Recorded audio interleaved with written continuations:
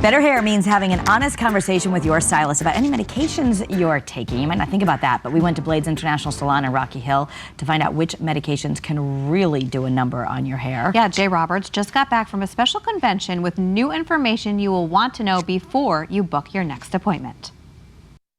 So a lot of women, and men for that matter, are having trouble with their thyroid, and thyroid medication can be a big deal for your hair. It can cause thinning of the hair, brittleness, and cause the hair to be dry. It almost looks like straw. And that is something that you really have to think about when you're coming in and having color done, because you don't want anything that's going to dry the hair more so. So that's a great thing to talk about with your stylist. Does that mean you can't get color? No, it doesn't mean that you can't, but there are ways that we can treat the hair so that you have a better outcome with the service. Next, blood pressure medication. It causes the hair to become very, very fine, and it's usually along the front part of the hairline or in the lower nape section. This tends to happen more so to women. And of course, a woman's hair is her crown and glory, so you have to be really careful about that. Also too, sometimes it can cause an irritation when you're using a color or having a chemical service. So it's really important to tell us that you are on some type of blood thinning medication. For younger people fighting acne, Accutane and Retin-A can affect your hair, making it very weak. Sometimes the results can be dangerous. It makes the hair very, very weak, almost see-through in some parts. You'll notice sometimes what happens is that the Accutane goes in, it's pushing all these other ingredients to the surface of the skin and the scalp, so you can see all these things start to happen right away. And it can cause sometimes a burning or an itching sensation while the color is processing. There was a horrible case of a teenager who was really injured by just getting hair color because she was on Accutane?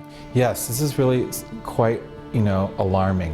What had happened was that she was taking Accutane, but she was also swimming in chlorine, and where she lived had well water. Those three things turned out to be a life-threatening combination when she got foil highlights. Because of the copper and the iron and the Accutane on top caused the chemical to travel through the hair shaft down to the scalp and burn her scalp severely. What about birth control?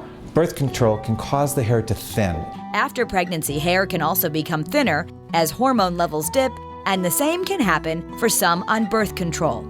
If you're fighting cancer or arthritis, methotrexate can affect the hair. It's found in a lot of cancer drugs and a lot of rheumatoid arthritis medications. It alters the chemical result of when you're having color done. It doesn't last as long, and it almost doesn't let the hair absorb the color. So you really have to kind of look at it and decide whether or not it's a good thing to do during that time of treatment, or is there something that we can do to pre-treat your hair before the chemical service. If you're living with well water, and a lot of people in Connecticut do, that's a big deal for color. That's a big deal for color, especially if you're going blonde, okay? Because coppers and irons are found a lot in well water, and that takes the oxygenation of the color and the peroxide together and forces it to happen very quickly and swell. There'll be times that you can put a foil into someone's hair, and within minutes you can feel the foil get hot, or the client says, ooh, my scalp feels a little warm. That tells you that there is a mineral deposit in that hair which has the action of the color work quicker. That is always not a good thing. But not to fear, there are ways you can protect your hair even if you're on medications. Two of the greatest treatments that I find are this.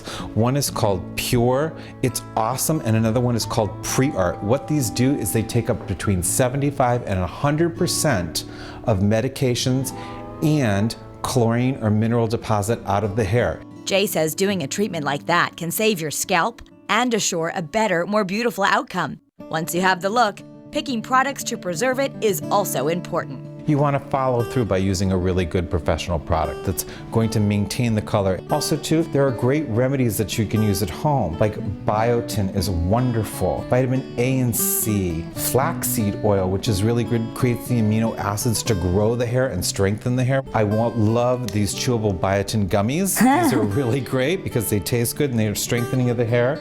Jay recommends Propecia and Minoxidil as the only FDA-approved products for hair loss. People get worried about spending the money. Does it really work? This is a proven fact that these grow hair. Does it mean you're going to have lush, thick hair like you did when you were in your 20s? Probably not. But is it going to fill the hair in and give you a little bit more vitality to your hair and a little bit more stimulation as far as the hair growth?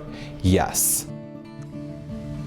All right, so the bottom line, you may not think of this, but it is worth telling your hairdresser if you are taking any medication. They do keep that information private.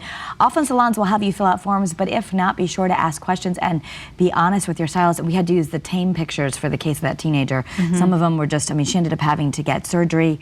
And it may never grow back in the same way, right? It was a really bad Yeah, case yeah. that they're warning hairdressers about at this conference. All right, well, you can visit Jay and his team at Blades International Salon on the Silestine Highway in Rocky Hill. They're located right next to Kohl's. You can check them out online at bladesinternationalsalon.com. Also follow them on Facebook and Instagram. Absolutely. All right.